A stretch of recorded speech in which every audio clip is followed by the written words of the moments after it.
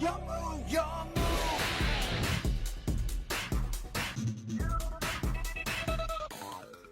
What's up guys, it's Rogue here and welcome to an amazing video on the channel. For today I got you a updated Tillerman deck profile. I feel like my first deck profile didn't do the deck justice.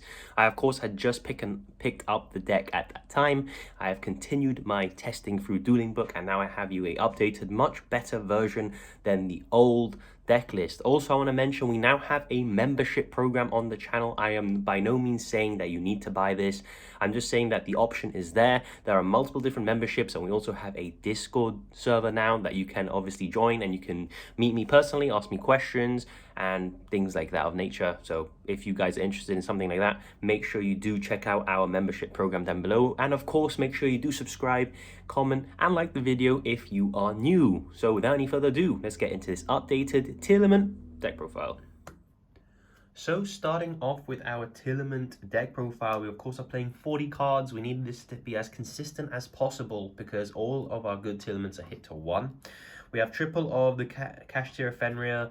This card, sadly, I'd say it's mandatory. It's good because the price has gone down quite a bit on it. The ultras aren't too expensive anymore.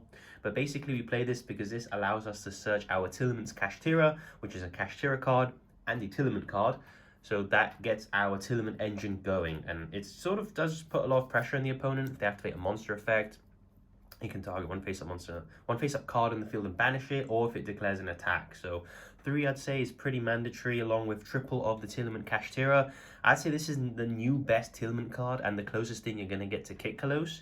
It can special summon itself on a quick effect during the main phase, so during either player's turn, which is the really good bit about it. If you need extra disruption, you can use your Kashtira. When he's summoned, which he summons himself by banishing a Kashtira or Tillerman card, so if you mill additional Fenrirs, you can just banish them.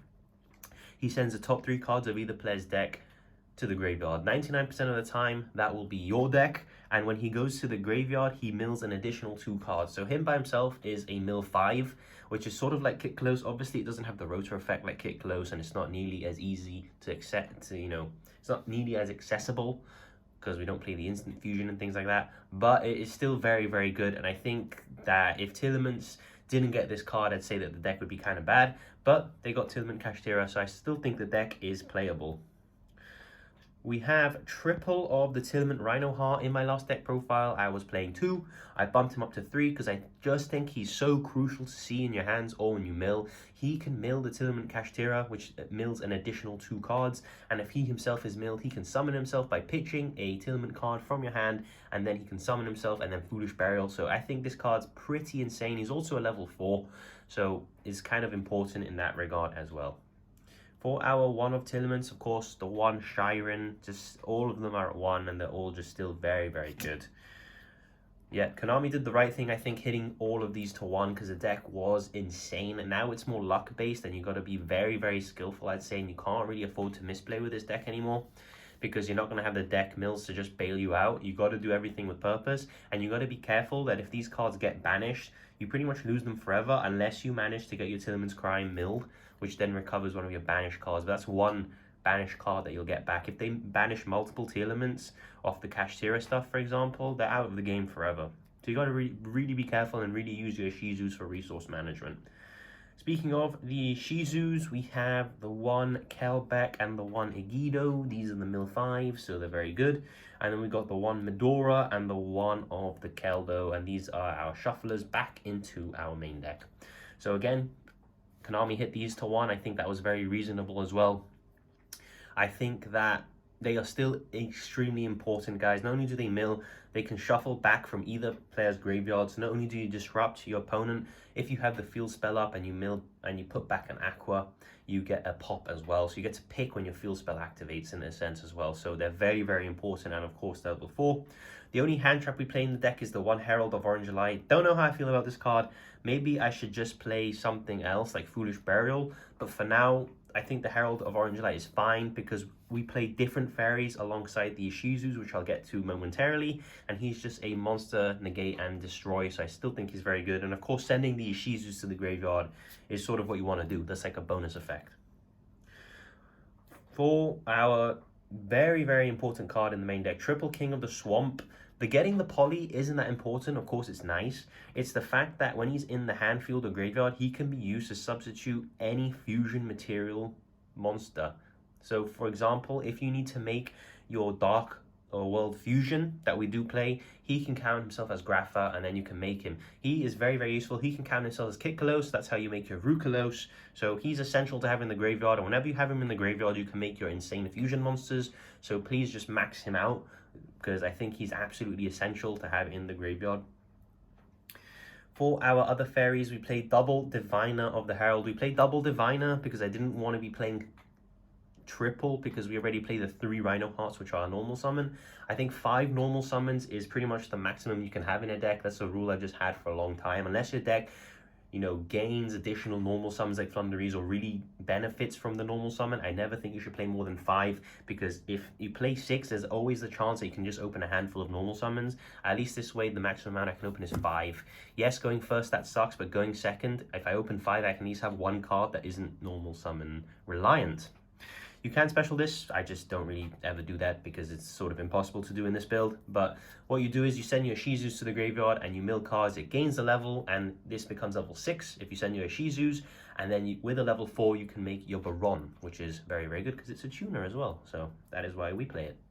And for our last 2 monsters, we play the 1 Shaddoll Squamata and the 1 Shaddoll Beast. I think these are the best ones. Maybe you can argue to not play the Beast and just play the Shaddoll that Foolish Burials or Mills, but I think the Beast is good because it just gets you a free draw, and that is why we're playing it. And of course it lets you make Winder, which wins games alone, hence the name Winder. So that is it for the monsters, and get these out of the way for you. Let's move on to the spells. We of course have triple of the field spell, Primitive Planet Pellerino. Good thing is, after the deck got hit, these went from like 70 to like 25 each, so the deck is a lot more affordable. I'm not going to say the deck is cheap, because along with the Kashtira Fenris and this field and the field spell, it is still very expensive, especially if you want to play the Kashtira field spell as well, which I've seen other builds play, which also lets you grab your Kashtira Fenris and your Tillerman Kashtiras as well. So there's an option as well if you want to play more field spells. I just play those 3 because I think they're enough. I play the 1 Terraforming, so it's like 4 copies. I also play 2 Tillerman Scream. Could arguably play this at 3. I think 2 is perfectly fine. You want to be milling this more than anything, because this gets you a trap to your hand, and the traps are still very, very good, the Tillerman traps. So that is why I play it. And of course, if it's on the field and you normal or special, if a monster's normal or special summon, doesn't even have to be you get to send the top 3 cards of your deck to the graveyard. I play the 1 Tillerman's Grief. I was playing Foolish Burial, but then I just realized I should probably just play Tillerman's Grief, as it is searchable. How is it searchable? You say when Kitkalos is banned. We're also playing the 1 Trivikama. If you don't know what this card does, you can banish it and it searches any card that mentions Visa Starfrost in the text. So that is how basically most of our Tillerman stuff is searchable. That counts the field spell, that counts the Scream, that counts the Grief, that counts other cards. I can't remember off the top of my head that mentioned Visa Starfrost, but this card's insane. So I replaced Foolish Burial for this, because what this does is it just special summons a Tillerman out of the deck, and then it just sends it to the graveyard to activate the effect. So it's basically like Foolish Burial, but it is searchable. And if you mill it, it has an additional effect, unlike Foolish Burial. Yes, Foolish Burial is generic, so you can send your Shizus, but I thought the searchability was better in that sort of aspect. For more one-offs, I have the 1 Call by the Grave, helps me play around hand traps. This can be anything you want, I just think Call by is broken. 1 Foolish Burial Goods, this allows me to either send my Tillerman Sulik or Trivikama, and either way that searches me cards. So I think 1 Foolish Burial Goods is enough, because if you see multiple, it sort of becomes useless, and you don't want to be playing multiple cards that aren't great when they're milled. So that's why I play the 1 Foolish Burial. I have the 1 Monster Reborn. Probably thinking why. I just think Monster Reborn is really good in this deck, to be honest with you. I don't know why, it just works very well. Since you're milling so many times, there are going to be a lot of monsters in the graveyard. I think Monster Reborn works well. If you don't like it, you can easily change it out. We have the 1 Poly, of course, which is searchable off the King of the Swamp. And then going to our traps, we play the 2 Tillerman Sulik. I think this card is broken. The fact that it just once per turn targets 1 effect monster opponent controls, negates its effects forever, and all you need to do is control a Tillerman or Visa Starfrost, and then you send that monster to the graveyard to trigger its effects, is absolutely insane. I play 1 Tillerman Crime, as I mentioned before, because this, not only is it an Omni Negate, it also manages to get your banished Tillermans back into your hand if they are banished. And we also play the 1 Tillerman Meta Noise. I think Meta Noise is insane. A Book of Moon that then Foolish Burials. Like, who thought that was good card design, in my opinion? But yeah, I think the traps are really, really good. So just one of each, apart from the Sulik, which, because if you mill it, it is a rota, we play 2. So now let's go on to the extra deck. Continuing with our extra deck, I apologize for we do have, I think, 2 or 3 proxies in here. I have been testing a dueling book and I just don't quite have the cards finished in real life, but I'll explain to the best of my abilities so you guys will know exactly what it is. We start off with 1 Dark, the Dark Charmer Gloomy. We play this basically as sort of a stepping stone, but his effect is kind of good, that you can target a dark monster in the opponent's graveyard and special summon it forever. But basically, we play this. This is not a Sprite Elf. I am very well aware that Sprite Elf is banned. This is our Sprite Sprint. And Sprite Sprint can be easily made with a Dark and an extra monster. That is why we play the Sprite Sprint. And we play Sprite Sprint because it allows us to Foolish Burial the level 2 Tillerments and basically get a free fusion summon that way. So Sprite Sprint and Dark, the Dark Charmer Gloomy are the 2 links that we do play. We have, of course, the 1 Tillerments Kaleidoha. I feel like this card really does have its chance to shine now that the Kit Kalos was banned. Don't underestimate how good this card is. Even on your own turn going first, you can use the field spell, pop this card. You can Foolish Burial any Tillerman card from your deck and then Monster Reborn this. So it's basically like a Foolish Burial in a way with a reborn. So really, really nice. And of course we have the 1 Tillerman Rukalos. The Tillerman fusion monsters are just absolutely broken when you read them. They're just insane. The Tillerman Rukalos, of course, needs Kit Kalos, but with our King of the Swamp, that's not a problem. And it just needs 1 other Tillerman monster. So the one that's activating plus a King of the Swamp makes sure Rukalos. It cannot be destroyed. Well, other aqua monsters you control cannot be destroyed by battle. If a monster was to be special summoned, or a card, a spell activates that does special summon a monster, you can negate it, destroy it, and then send 1 monster you control to the graveyard. And if you send Rukalos, it can reborn itself.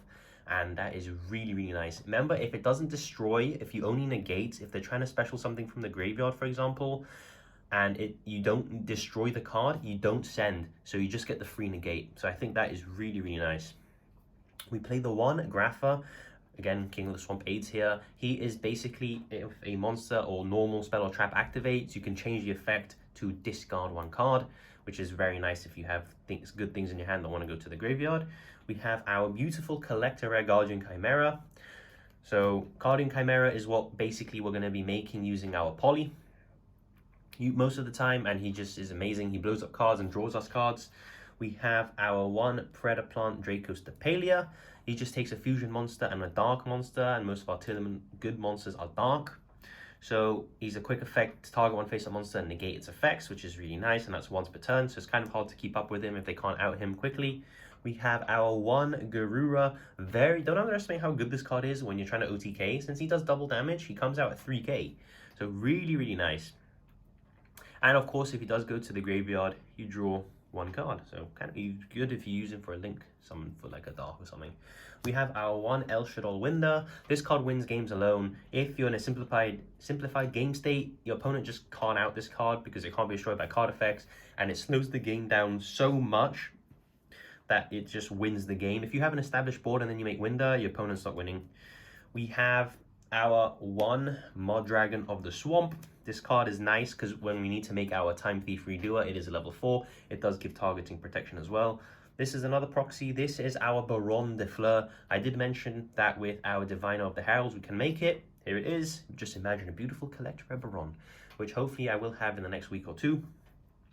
For our Xyzers, I play the 1 Divine Arsenal AA Zeus, because Zeus does just Zeus things. I'm actually playing a bit of a spicy tech. I'm playing Volfringus, I probably butchered that. The Darkest Dragon Doom Rider. I'm playing this in place of the Big Eye. Well, he just takes 2 level 7s to make, and he can pop 1 face-up card on the field. It can be your own, which is why I thought this was nice. And then you can target 1 monster you control, and it gains the attack. He can't attack the turn he does that, but basically if you destroy a massive monster and you give the attack to your other monster, it's basically like if he attacked anyway. This is my Time Thief Redoer. Just can't find any copies, even though it comes in common. I just don't have any. But Time Thief Redoer is played because it doesn't detach for cost, it detaches for effect, which means it will trigger our Tillerman Rhino Heart when we detach off him. And of course, you can take something like a trap and have a bounce as well, or a spell and have a draw. And then we have the one number 41, Baguska, the Terribly Tired Tapir, because he just, if you don't have anything, making Baguska pass is still insane, because he puts everything in defense, and then they can't activate the effects, and he is very big. And if you move him to attack, he can't be targeted, so it's kind of nice as well. So that is why we played the number 41 Baguska. So that is the end of the Tillerman deck profile. I hope you guys enjoyed my updated list. I think this list is a lot more refined. Of course, there are major Tillerman players out there, and if any of you see this deck, make sure you do leave your deck list down below, and any ways I can improve. I am very eager to continue testing this deck, as I do think this deck still has, I'm not going to say tier 1 potential, maybe tier 2 potential. I still think the deck is not rubbish basically, and it's still playable. So without any further ado, make sure that you do like this video, subscribe if you haven't already. I think 90% of you who watch this video aren't subscribed, so please do help me out, subscribe and join the family. Leave a comment down below. And also, I always forget to do this, massive shout out to the hobby shop who does sponsor me. If you use code ROGUE in the hobby shop, so if you're anywhere in basically Bangor, the hobby shop is the place to go. Make sure you use code ROGUE at checkout for 5% off. But that's that out of the way. I'll catch you all in the next video. It's time! Let's go!